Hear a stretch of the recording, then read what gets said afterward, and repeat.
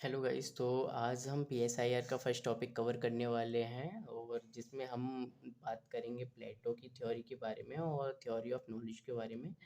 So guys, हम सबसे पहले बात करते हैं प्लेटो की थ्योरी में। तो हम इसमें कुछ की पॉइंट्स के थ्रू ही इसको देखेंगे, क्योंकि इसमें सबसे पहले हमें प्लेटो की थ्योरी, जो प्लेटो ने थ्योरी दी थी वो किस बेस पे दी थी, क्या ऐसा एटमॉस्फेयर वहाँ पे क्रिएट हुआ था उसके उनके बेस पे उनको देना पड़ गया था, तो हम उसको देखेंगे। तो सबसे पहले बात करें तो वहाँ पे जो वेस्टर्न साइड में ग्रीस ग्रीस जो वहाँ पे है, तो वहाँ पे दो रूलर्स का राज हुआ करता था, जैसे एथेंस और स्पार्टा। तो उनके बीच में एक वॉर हुआ था, जिसको हम फेलोपोनिशियन का हम वॉर कहते हैं। ओके। तो वहाँ पे एथेंस और स्पार्टा के बीच में ये वॉर हुआ था और जिसमें एथेंस हार गए थे। ओके। क्यों हारे थे? क्योंकि वहाँ पे कुछ पॉइजन सेक्रेट्स हुआ करते थे, जिसको हम सोफिस्ट बोलते हैं, इग्नोरेंट रूलर हुआ करते थे। ओके। तो जिसकी वजह से क्या है, पॉलिटिकल क्राइसिस हुए थे और वीकनेस हो गई थी, और इसी बेस पे प्लेटो ने एक थ्योरी दी थी। ओके। तो कुछ हम बात करें सर्कमस्टेंसेस के बारे में, तो यहाँ पे इग्नोरेंट पीपल रूल किया करते थे। ओके। नॉन मतलब ज़्यादा एजुकेटेड हुआ नहीं करते थे। एंड ये जो उनकी स्पेस में जो क्वालिफिकेशन हुआ करती थी, तो वो कुछ ज़्यादा खास नहीं हुआ करती थी। वो इजीली टॉप पोजीशन पे पहुंच जाते थे, मतलब काफ़ी हाईएस्ट पोजीशन पे। और इग्नोरेंस ब्रीड करप्शन, तो यहाँ पे करप्शन भी हुआ करता था। इसके बारे में हम थ्योरी ऑफ नॉलेज में काफ़ी अच्छी तरीके से बात करेंगे अभी।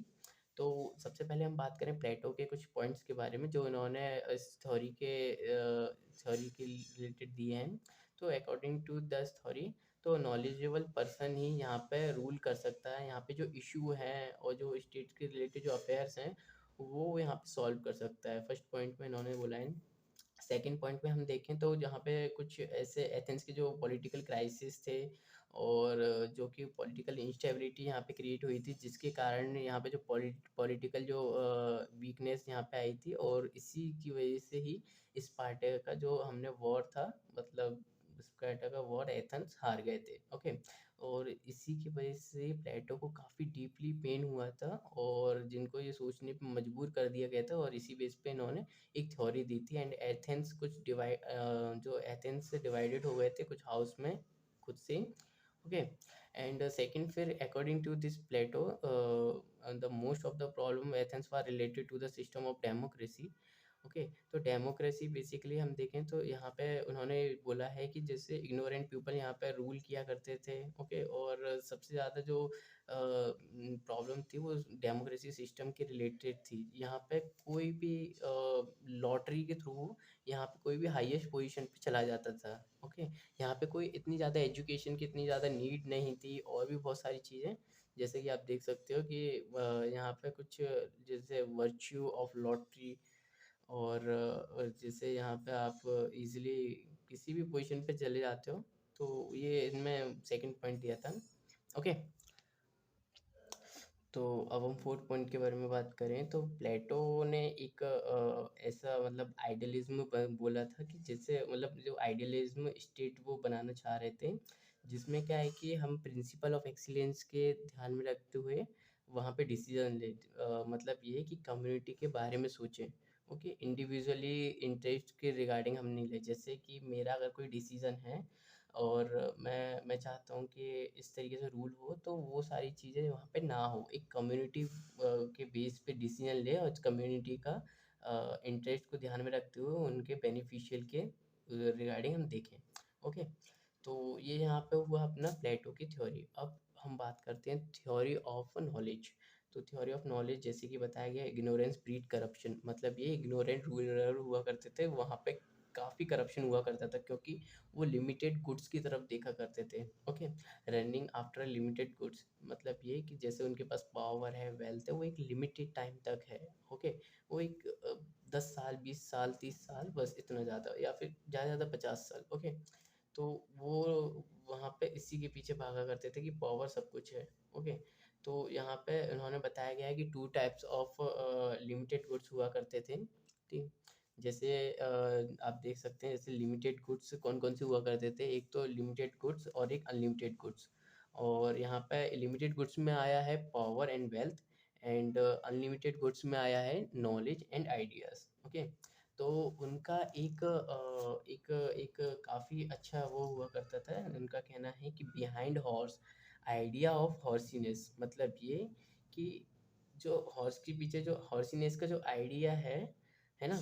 तो वो मतलब वो काफ़ी टाइम मतलब एक ट्रू लैंग्वेज के बेस्ड पे है। ट्रू लैंग्वेज बोले तो कि जो चेंजिंग मतलब अनचेंजिंग वर्ल्ड को, यूनिवर्स को डिनोट करता है, शो करता है। ओके। तो according to the Plato, knowledge it is required because knowledge is required. Ignorance breeds corruption. Ignorance was the main cause of a problem. Athens, ignorant rulers were leading people toward the limited goods like power, wealth and the created conflict in Athens. मतलब ये कि प्लेटो में, जो प्लेटो के through अगर देखा जाए तो नॉलेज काफ़ी ज़रूरी है, क्योंकि ये आइडियलिज्म को डिनोट करेगा, और इग्नोरेंट जो रूलर हैं वो काफ़ी कॉन्फ्लिक्ट फैलाएंगे, क्योंकि वो पावर और वेल्थ और लिमिटेड गुड्स के पीछे भागेंगे। ओके। ऐसे यहाँ पे सेकंड पॉइंट में देखें तो rather than the pursuit of limited goods, अगर हम लिमिटेड गुड्स को छोड़ के अगर हम अनलिमिटेड गुड्स के पास जाएं, जैसे लाइक ब्यूटी, नॉलेज, तो ये काफ़ी ये मतलब कॉन्फ्लिक्ट नहीं बनेंगे एथियन सोसाइटी के बीच में। ओके। और ये कैपेबल भी होगा कि पीपल को जो राइट डायरेक्शन डिनोट करेगा, शो करेगा। Okay.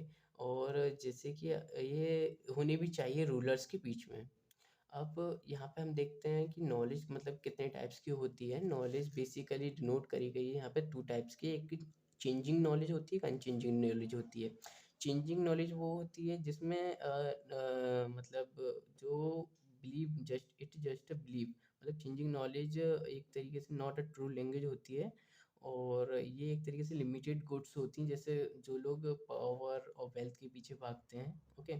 Unchanging it is a true knowledge and it is permanent and unchange, जैसे हमारे बिलीव, मतलब बिलीव जैसे एक हम पेन लेते हैं, पेन ये रहा हमारे पास पेन, और इस ये पेन कितने टाइम मतलब अगर आप देखें तो इस पेन का जो आइडिया है वो काफ़ी सालों साल बना रहेगा, बट ये पेन ज़्यादा टाइम तक नहीं बनी रहेगी। उनका कहना ये है कि हम आइडिया के पीछे भागें, ना कि हम एक लिमिटेड गुड्स के पीछे भागें, है ना?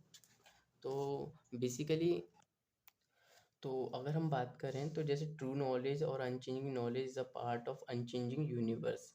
ठीक है। जहाँ पे हम बात करें तो टाइप्स ऑफ नॉलेज और unchanging knowledge is a part of changing universe, मतलब ये इनका कहना ये है कि ट्रू नॉलेज एक तरीके से अनचेंजिंग नॉलेज होती है, और जो नॉट ट्रू लैंग्वेज होती है, मतलब जो एक तरीके से सिर्फ मिथ होता है एक तरीके से बोला जाए, तो वो बेसिकली चेंजिंग यूनिवर्स, मतलब ये कि जैसे मैंने आपको पेन का एग्जांपल दिया था ना, कि जो हम मतलब इसका जो आइडिया है वो काफ़ी टाइम तक बना रहेगा, तो वो एक तरीके से ट्रू नॉलेज इनको डिनोट किया गया है। ठीक है।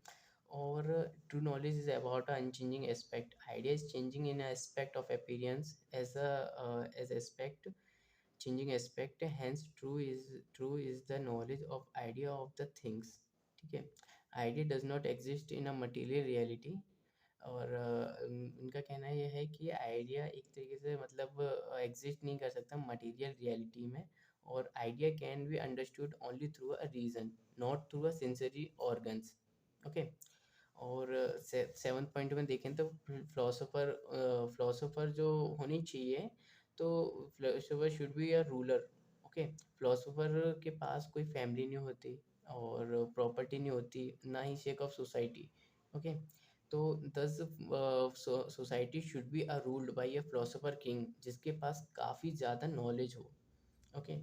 और इसी के तरीके एक एक प्रीवियस ईयर क्वेश्चन था, reality is a shadow of idea, तो ये यहाँ पे आप अपने हिसाब से सॉल्व कर सकते हो। बाकी यहाँ पे एक तरीके से टू ट्रेडिशनल बताए गए हैं, एक आइडियलिज्म और एक मटेरियलिज्म। आइडियलिज्म जिसमें आइडिया है, और मटेरियलिज्म जिसमें मैटर सेंसरी ऑर्गन बताए गए हैं, तो there are two prominent tradition, एक आइडियलिज्म एक मटेरियलिज्म।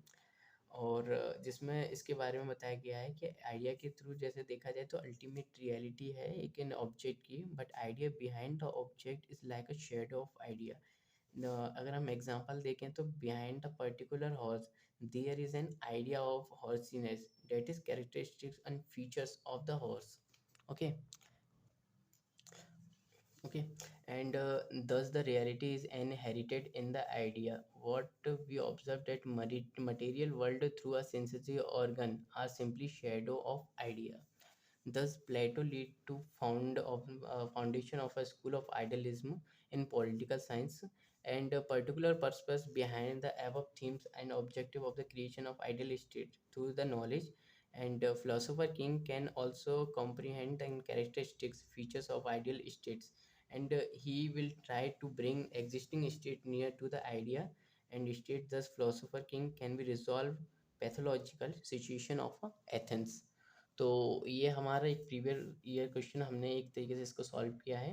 एंड अगर हम इसके बारे में मतलब आगे भी जो एरिस्टोटल और उनकी थ्योरी है उसके बारे में बात करेंगे। ठीक है।